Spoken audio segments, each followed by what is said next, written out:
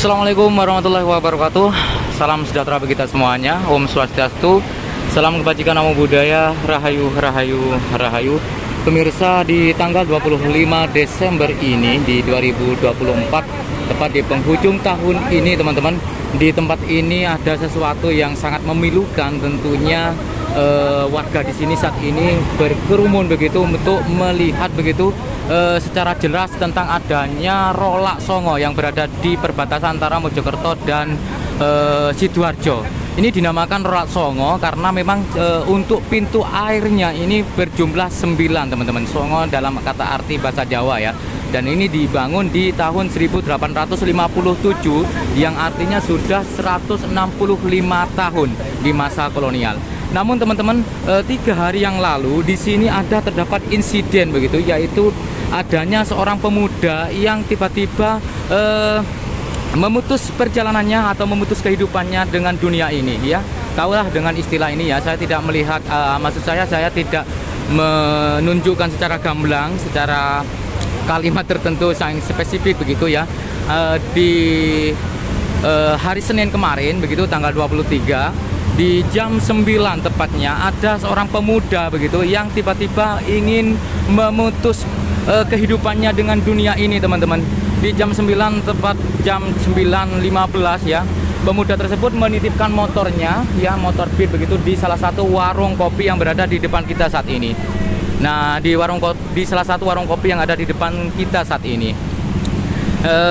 Awalnya dia berpamitan begitu ya, berpamitan dengan keluarganya, ingin cari angin katanya ya, istilahnya ya kepingin suasana di malam hari lah begitu ya saudaraku ya.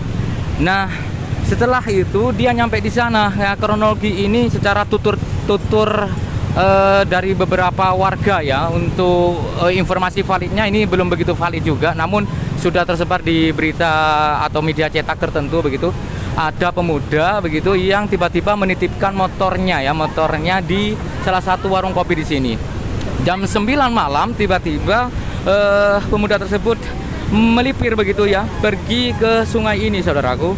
Nah, tepatnya di salah satu lokasi Rolak Songo sebelah timur. Nah, di sekitar daerah sini dan entah sebab apa tiba-tiba memutus hubungannya dengan dunia ini. Nyemplung di sini teman-teman, nyemplung di sungai ini teman-teman. Dan sampai saat ini sudah 3 hari tim SAR sudah berusaha dengan beberapa titik di lokasi begitu menyisir sungai ini dan masih belum diketemukan. Nah, di sini teman-teman, kalau melihat kondisinya dengan curah hujan yang cukup tinggi, Rolak Songo saat ini kondisinya tidak pada umumnya ya, tidak seperti beberapa bulan kemarin. Ini deras ataupun arus angin yang saat ini, maksud saya arus air yang saat ini semakin deras begitu. Saya melihat di sini gulungan ombak yang dengan arus yang cukup deras begitu saudaraku. Nah, ini juga mempersulit tim SAR untuk pencarian dari pemuda yang sudah berada di dalam sungai ini selama 3 hari sampai saat ini masih belum diketemukan. Dan suasana di jam 3 saat ini sore hari, warga berdatangan untuk melihat lokasi ataupun melihat secara dekat begitu kondisi dengan adanya Rolak Songo yang berbagai macam insiden. Kalau melihat dari historis teman-teman, historis dari Rolak Songo ini memang dibangun di masa Belanda, di masa kolonial di tahun 1857 yang memang tujuannya untuk sebagai kontrol air begitu ya, karena ini memang merupakan sungai terbesar di Jawa Timur, Sungai Brantas begitu, yang juga di masa kemerdekaan ini sempat rusak saudaraku, sempat rusak parah, dan ini merupakan hasil dari renovasi ataupun rekonstruksi ulang begitu. Namun ada beberapa yang masih asli begitu ya, bangunan asli di masa kolonial. Nah, seperti ini kondisinya ya. Kondisi saat ini untuk Rolak Songo yang berada di perbatasan antara Sidoarjo dan Mojokerto. Kondisinya seperti ini. Dan warga pada berdatangan begitu saat ini ya. Lumayan cukup banyak, dari pagi tidak pernah sepi begitu oleh datangnya warga dari berbagai macam daerah, bahkan ada yang dari luar daerah berdatangan melihat kondisi terkini Rolak Songo ya. Kondisi terkini Rolak Songo. Nah, ini merupakan sungai terbesar dan bisa dilihat atau kalian hitung teman-teman pemirsa di rumah semuanya, bahwa pintu air di sini memang jumlahnya 9. Nah, kalau melihat dari beberapa cerita tutur warga bahwa Rolak Songo menyimpan misteri tertentu, ada kejadian-kejadian di luar nalar begitu ya, yang tidak sedikit orang meyakini bahwa tempat ataupun Rolak Songo ini mempunyai penunggu ya. Ada penjaga sosok astral yang kerap kali begitu di malam-malam tertentu, di hari-hari tertentu suka menampakkan diri. Nah, bahkan ada beberapa warga begitu yang sering melihat adanya sosok kakek tua yang berada di sebelah timur dari sisi utara dari Rolak Songo ini, yang sering menampakkan diri, terutama bagi pemancing begitu ya. Kakek tersebut tiba-tiba menampakkan diri setelah mereka ataupun yang melihatnya dengan kedipan mata tertentu begitu ya, dia tiba-tiba hilang begitu saudaraku. Jadi banyak sekali insiden yang terjadi. Bahkan beberapa tahun yang lalu pernah ada satu mobil itu tiba-tiba tenggelam ataupun secara otomatis nyemplung di sini teman-teman. Jadi teman-teman yang mungkin melintas dari perbatasan Sidoarjo menuju ke Mojokerto ataupun sebaliknya dari Mojokerto ke Sidoarjo, kebanyakan memang melintasi dari jembatan Rolak Songo ini saudaraku. Nah, seperti ini keadaannya saat ini ya. Kita doakan sosok pemuda yang sudah putus hubungan dengan dunia ini, yang saat ini masih belum diketemukan begitu ya, minta doanya untuk semoga segera ditemukan, dan kita berdoa terhadap keluarganya juga supaya tabah begitu, diberi kesabaran dengan adanya musibah yang seperti ini saudaraku ya.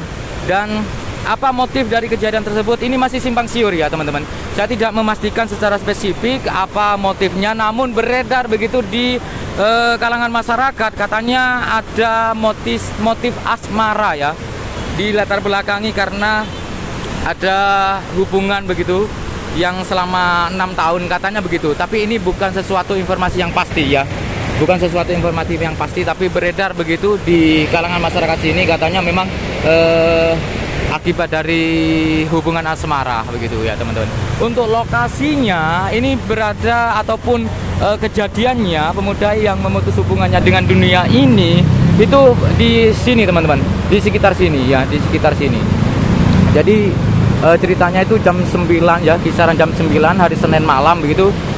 Dia menitipkan motornya di di warung kopi sekitar ini ya, depan kita ini. Terus tiba-tiba dia ke sini terus nyemplung teman-teman. Oke, teman-teman yang datang ke sini, sebetulnya ini merupakan peninggalan yang mempunyai magnet besar, karena bisa terbukti begitu ya, orang-orang yang berjualan di sini sangat ramai dengan adanya magnet Rolak Songo ini ataupun jembatan Rolak Songo itu. Nah, di sini tidak pernah sepi teman-teman ya, apalagi di hari weekend begitu ya. Ada banyak warga yang berdatangan ke sini melihat ataupun menyaksikan suasana di Rolak Songo, karena memang kondisinya ya secara alam juga panoramanya juga mendukung begitu ya, dengan deburan air ataupun arus yang menjadi istilahnya warna tersendiri bagi di wilayah Rolak Songo ini. Nah teman-teman, kalau teman-teman datang ke sini di pagi hari begitu ya, di jam sesudahnya subuh begitu, maka di sebelah sana teman-teman itu banyak orang yang berjualan ikan, berjualan macam-macam dari UMKM di sini. Kalau ikannya itu biasanya hasil dari tangkapan yang ada di Sungai Berantas ini, seperti ikan wader, ikan belut juga, ada mujair juga. Banyak sekali orang yang berjualan di sebelah utara sana teman-teman. Jadi ini sebetulnya menjadi magnet ya, menjadi magnet. Namun itu tadi, dari awal dibangunnya Rolak Songo ini sampai di tahun ini yang sudah 165 tahun, banyak insiden-insiden yang di luar nalar begitu ya yang terjadi di sini. Mulai dari adanya penampakan, ini sudah ada ratusan orang yang berdatangan begitu. Kalau dihitung mulai dari Senin kemarin sudah ribuan orang, karena memang kondisinya pemuda itu masih belum diketemukan teman-teman. Bahkan ini sebelum saya rekod video ini sudah mengalami hujan yang sangat deras barusan, dan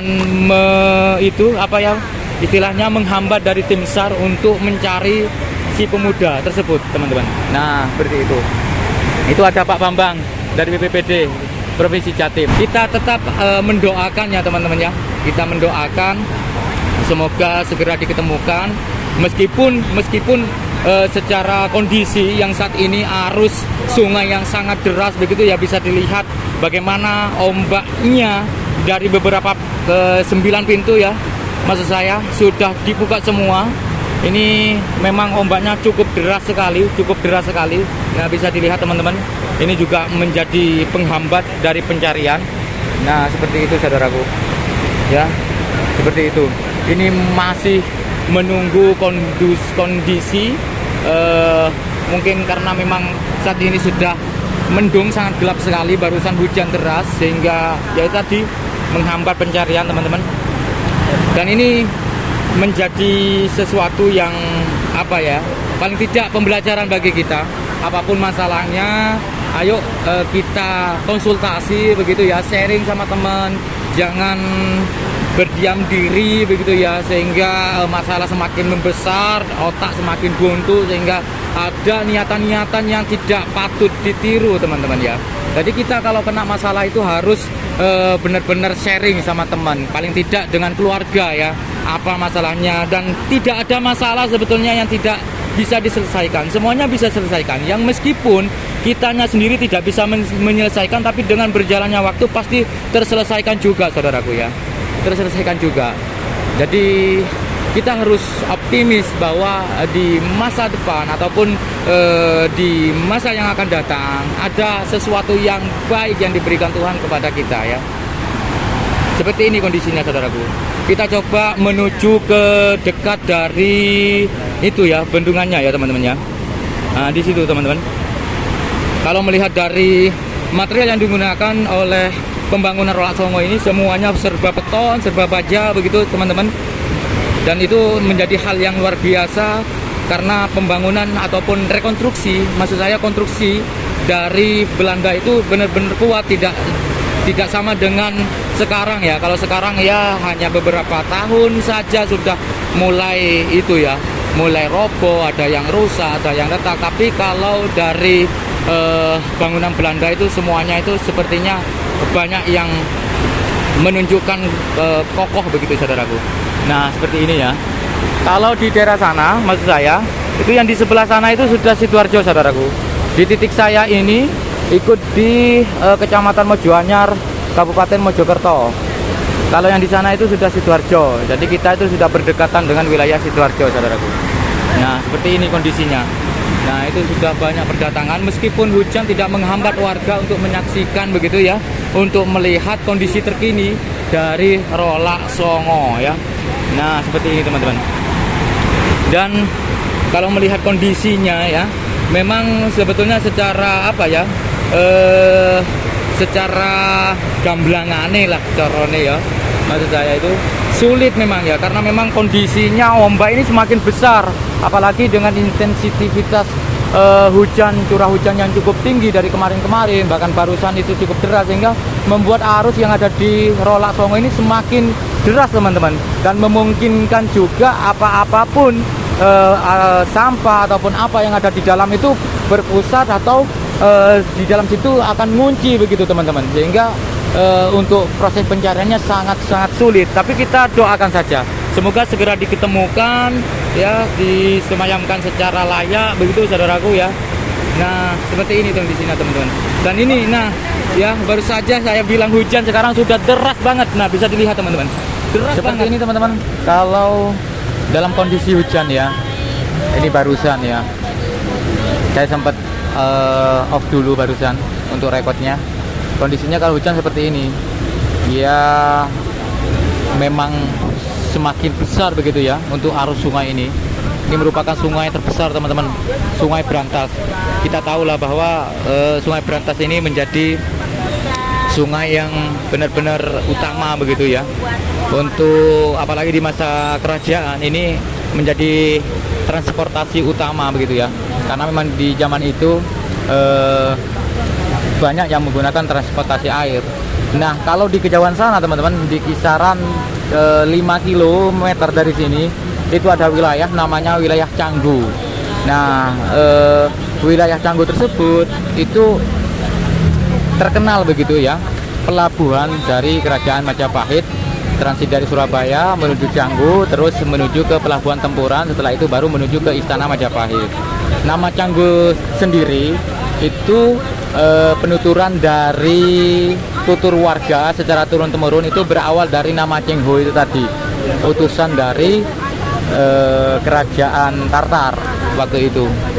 Jadi awalnya Cheng Ho, lambat laun menjadi Canggu begitu teman-teman. Nah, kondisinya seperti ini, dan meskipun kondisi saat ini hujan yang cukup deras, tidak mengurungkan warga untuk datang ke sini melihat kondisi langsung.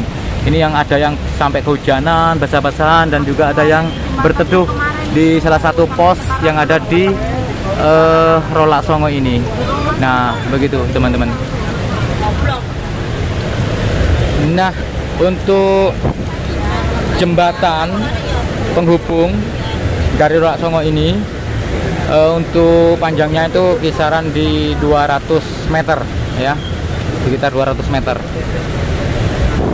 Kondisi arus sungai saat ini seperti itu, dan saya informasikan kembali bahwa insiden dari 3 hari yang lalu di kisaran jam 9 malam, seorang pemuda yang memutus hubungan ya, memutus hubungan dunia ini ya, memutus hubungan dengan dunia ini ya. Saya mohon maaf, saya tidak bisa menyebutkan secara spesifik, tapi paham ya, atau ngertilah maksud dari narasi saya. Lokasinya berada di kisaran 10-20 meter dari saya, di ujung dari antara ini pintu air ini. Beberapa usaha sudah dilakukan, mulai dari pencarian tim SAR ya, dari tim SAR, terus ada beberapa semacam ritual tertentu begitu ya, dengan memberi bunga, dengan azan juga dari pihak keluarga begitu ya teman-teman ya. Dan sampai saat ini masih belum diketemukan begitu ya. Berada di situ teman-teman, saya coba zoom ya. Nah, tepat titiknya itu di situ. Nah, untuk saat ini tim SAR naik lagi ke sungai begitu, karena memang kondisinya hujan dan arus sungai saat ini semakin deras begitu. Dan lokasi utama pencarian itu berada di sana ya, kisaran beberapa puluh meter dari sini. Tidak mencari di sekitar sini dulu ya, karena secara hukum air begitu ya, sifat air masih percaya itu pasti mengalir ke sesuatu yang rendah begitu ya. Karena kalau di situ terdapat pusaran air, itu juga menjadi penghambat ya dari tim SAR untuk mencari. Nah, kalau kita coba zoom teman-teman ya, bagaimana ombak yang terjadi akibat dari arus sungai Brantas yang cukup besar.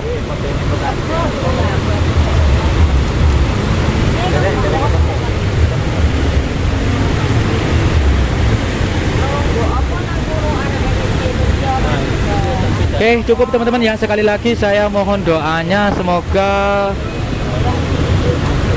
segera ditemukan dan bisa disemayamkan secara layak, dan minta doanya juga maksud saya, untuk semoga keluarga diberi ketabahan, diberi kesabaran begitu ya, dan terutama segera diketemukan ya. Wassalamualaikum warahmatullahi wabarakatuh.